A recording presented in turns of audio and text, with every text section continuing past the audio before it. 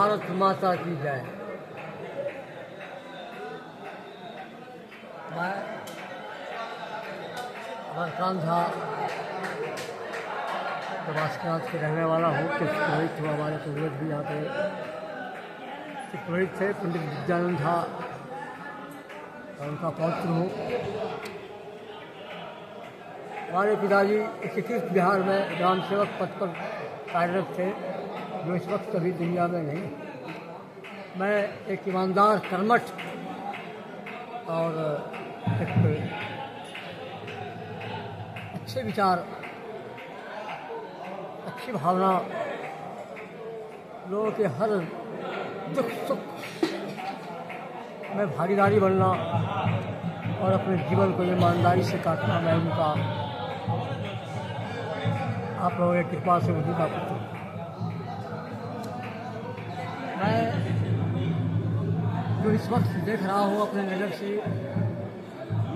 दर्द भरी कहानी है। तो एक जब बच्चे छोटे होते हैं तो माता पिता अंगुली के सहारे उनको चलना सिखाते हैं, दौड़ना सिखाते हैं। फिर जब वो बढ़ जाते हैं तो उन्हें उनकी पढ़ाई लिखाई, उनकी देख रेख, उनके तमाम दायित्व अपने को दुख में रखते हुए, कष्ट में रखते हुए उनकी जिम्मेदारी को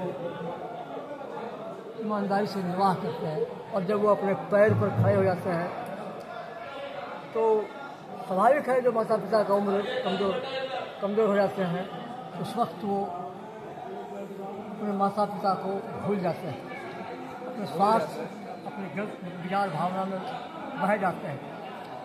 क्या ये न्याय है? क्या ये उचित है? क्या ऐसा करना चाहिए? संसार में माता पिता से बढ़कर कोई देवता नहीं है। इसलिए मैं सभी से ये प्रार्थना करता हूँ कि दुनिया में कितना ही सुख आपको प्राप्त हो, लेकिन माता पिता के चरण का आशीर्वाद को छोड़िएगा नहीं। आप दुनिया का सारे सुख भोग कीजिए, और जब माता पिता दुख में है तो आपका ये सब कुछ बेकार है। चाहे वो गाड़ियाँ हो या बड़े बड़े महल हो, बड़े बड़े आपके चीज़ की शौक का सामान हो, या आप बहुत बड़े पद पर हैं, ये सब कुछ बेकार है, क्योंकि वो दुख में है, पीड़ा झेल रहे हैं। आप एक किसी नौकरों के सहारे उनको छोड़ देते हैं, जबकि उनकी उस वक्त आपकी आवश्यकता है, अपने संतानों की आवश्यकता है, अपने पुत्र पुत्रियों की आवश्यकता है। कि परिवार के बीच उनको कब सुख मिलेगा? जब वो दुख तकलीफ काट के आपको पाले पोसे, आपको बढ़ाए, आपको पढ़ाए लिखाए, और आप चले गए अच्छी नौकरी में, अच्छे पद में, और अपने माता पिता जहाँ के तहाँ रह गए। तो वो रोते हैं, उस वक्त क्या बीतता है और देख रहा है।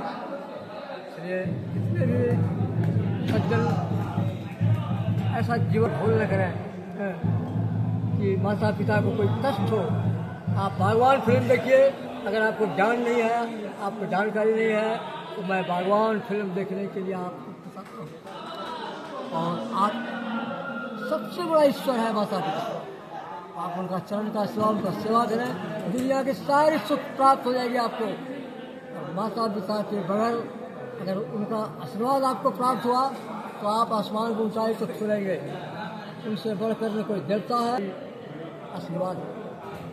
इसलिए अभी जो हम देख रहे हैं अपने नजरों से, माता पिता तड़प रहा है, भूखे मर रहा है, बीमारी से पढ़ा रहे हैं, उनको दवाई लाने वाला कोई नहीं, उनकी देखभाल करने वाला कोई नहीं। अगर वो पेशाब कर देते हैं तो लगता है कि वो उनके नाक में गंदगी जा रहा है। यार, जब वो पेशाब करते थे, जब वो लेटरिन करते थे, उनकी माता ने अपने कभी घरना चाहिए नहीं समझा, उन्हें कपड़े से पोत कर फिर दूसरा कपड़ा पहनाए। आज वो उनके पेशाब में महक लगता है। आज उनको कोई सेवा करने वाला शख्स नहीं है। क्या न्याय है? क्या उनके साथ अन्याय नहीं हो रहा है? आप ये सोचिए कि मैं कहाँ से आया हूँ। माता पिता के द्वारा ही संतान का उत्पत्ति।